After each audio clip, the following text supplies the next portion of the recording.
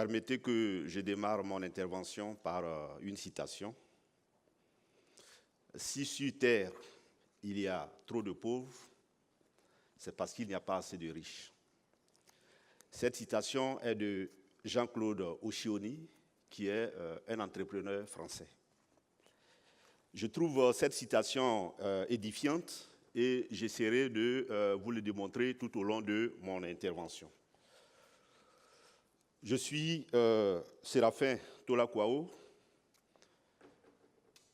Je suis marié, père de 3 enfants, et je suis directeur du crédit de l'UNACOPEXI. Je viens d'avoir 25 années d'expérience au sein de cette institution.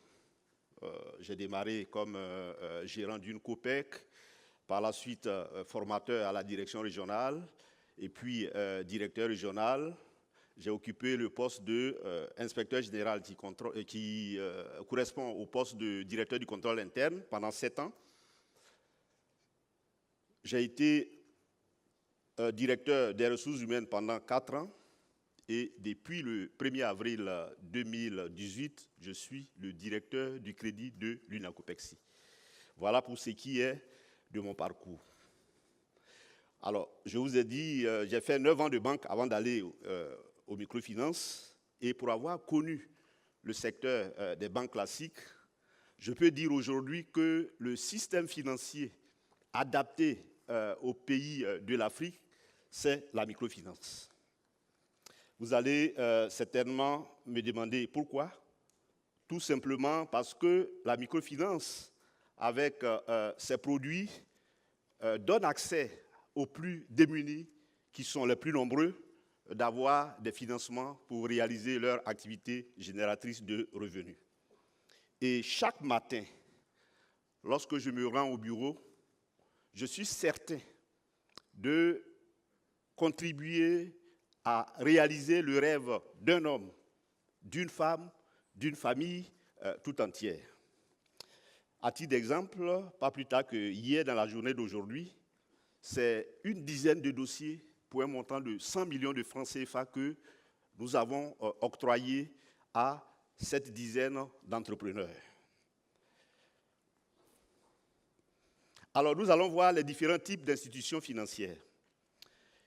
Une institution financière est un établissement financier qui propose des produits financiers à ses clients. Nous avons les institutions financières, les banques classiques. Qui connaît une banque classique ici? Quelqu'un n'a-t-il pas un compte dans une banque classique? Très bien.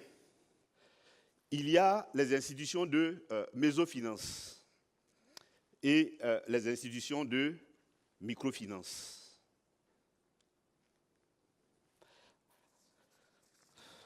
Alors, les institutions de mésofinance sont spécifiques aux petites et moyennes entreprises et aux toutes petites entreprises. Leurs financements sont centrés sur ce type de clientèle. La mésofinance est définie comme étant un système financier à la frontière des banques classiques et des institutions de microfinance. Alors, qu'est-ce qu'une institution de microfinance? Parce qu'avec cette définition, nous allons aborder le terme de mon intervention de cet après-midi, qui est le rôle de la microfinance dans la lutte contre la pauvreté et l'exclusion. Alors, qui peut me donner un exemple de formule informelle qui s'apparente à la microfinance?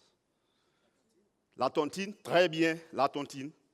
La tontine est une forme de microfinance. Et la microfinance telle que connue aujourd'hui a fait son apparition dans les années 1970. Plus précisément en 1978, avec la Grameen Bank au Bangladesh, du docteur Mohamed Yunus, qui en est le précurseur. Il est aussi appelé le banquier des pauvres.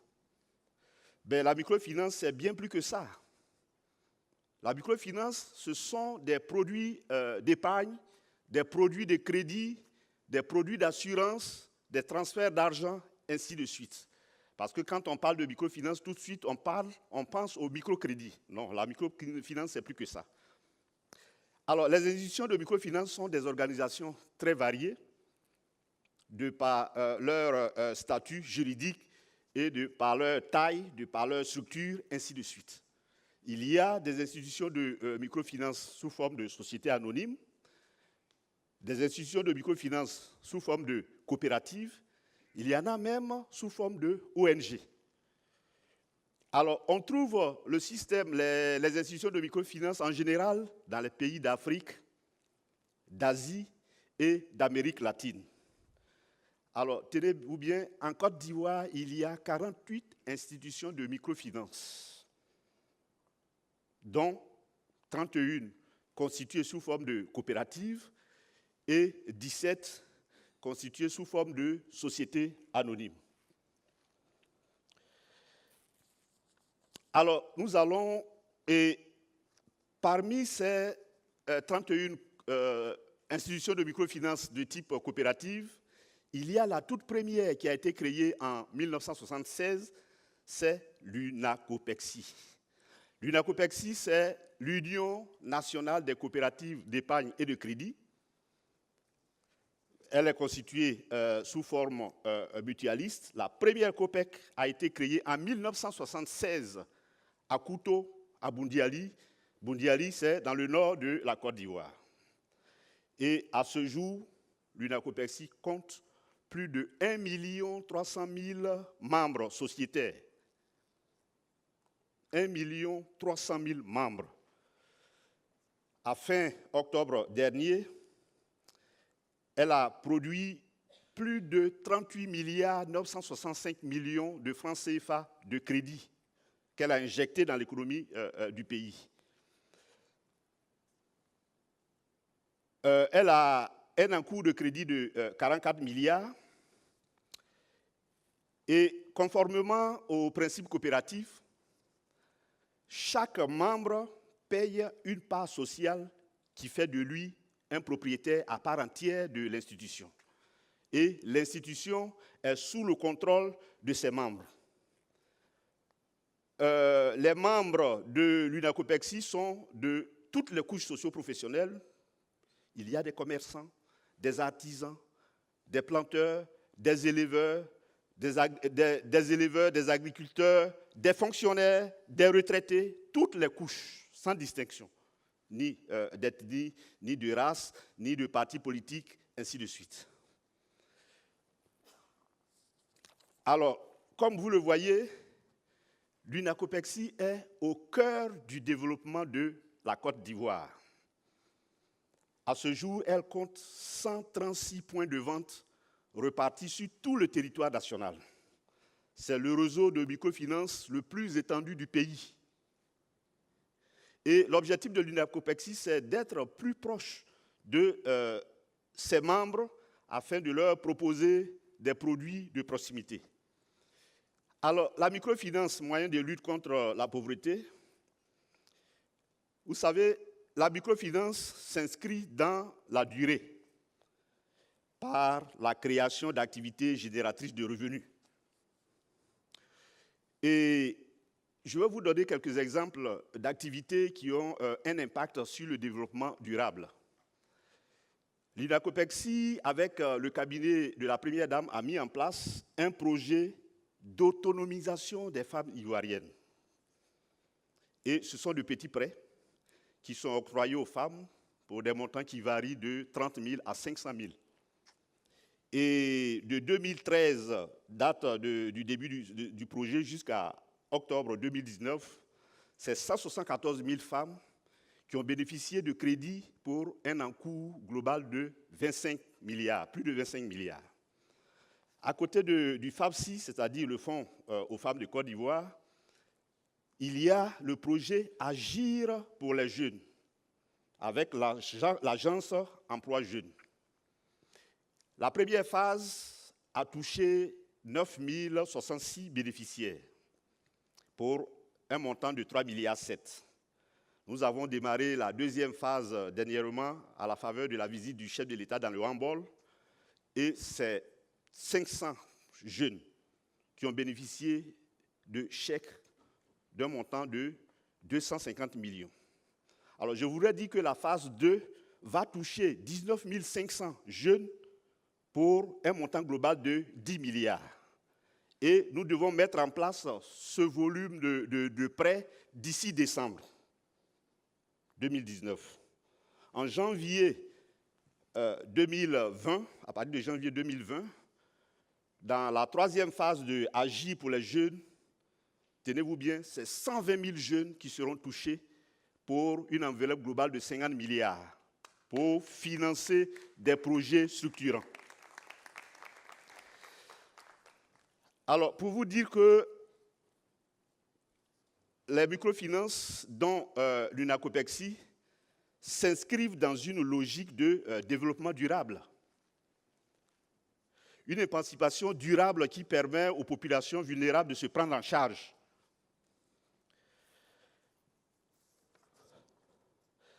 Alors, au niveau des engagements personnels, je vais vous citer quelques faits marquants. Ce n'est pas toujours facile, mais on se bat chaque jour pour donner le meilleur de nous-mêmes. Je vais vous dire par exemple qu'il y a des emprunteurs qui, au moment du montage de leur dossier, sont doux comme des agneaux. Même si vous demandez l'os de la grand-mère qui est décédée il y a 60 ans, ils vont vous le produire. Mais dès qu'ils bénéficient du financement, vous êtes leur ennemi. Les changements de domicile d'emprunteurs pour échapper à nos recouvrements. Les agressions verbales et physiques de nos acteurs, de nos collaborateurs qui vont faire le recouvrement sur le terrain.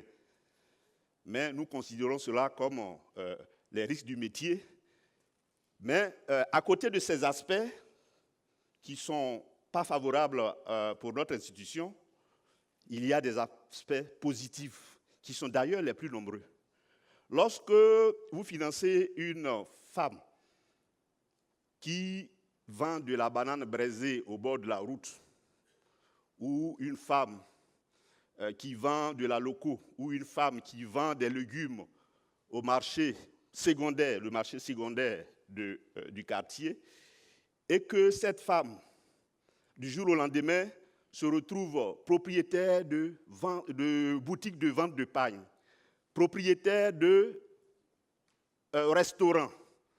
Lorsque vous écoutez ces témoignages, vous êtes fiers, vous avez chaud au cœur et vous vous dites « j'ai contribué à la réussite de cette femme ». Lorsque les jeunes sans emploi, désespérés, envisagent d'aller de l'autre côté, d'aller à Mbengue, l'autre rive, et que ce jeune, par hasard, bénéficie d'un financement pour réaliser son activité génératrice de revenus, et ce jeune devient entrepreneur et il emploie d'autres jeunes. Vous voyez, votre financement a permis à quelqu'un de prendre le risque d'aller se noyer dans les eaux de l'océan Atlantique. Et quand nous entendons ces témoignages, nous nous disons, tiens, voilà, aujourd'hui, j'ai pu faire en sorte que quelqu'un qui était destiné à la mort, parce que ceux qui vont à l'aventure prennent le risque de mourir, j'ai contribué à sauver cet homme. Alors, je voudrais qu'on retienne de mon intervention que ce qui fait souvent défaut dans les pays émergents comme le nôtre, ce sont les moyens, ce ne sont pas les initiatives. Les initiatives, les jeunes en ont pour lancer leur activité, pour lancer une activité génératrice de revenus. Et pour répondre à ces besoins de cette clientèle atypique, les institutions de microfinance ont mis en place des services financiers et non financiers pour faire face à ces jeunes. La microfinance est donc un moyen, une voie vers l'autonomie, une voie vers l'autonomisation du jeune, l'autonomisation de la femme. Alors, on peut conclure que l'ensemble des services financiers fournis par les IMF contribuent au développement des conditions de vie des populations. Les services que ces IMF fournissent sont des services adaptés qui contribuent aussi au développement durable, qui est le thème de notre journée. Mesdames et messieurs, osez, pensez projet, dormez projet, rêvez projet, car nous sommes là pour vous accompagner. Les institutions de microfinance sont là pour vous accompagner, parce que chacun a droit au bonheur, chacun de vous a droit au bonheur, chacun de nous a droit au bonheur. Je vous remercie.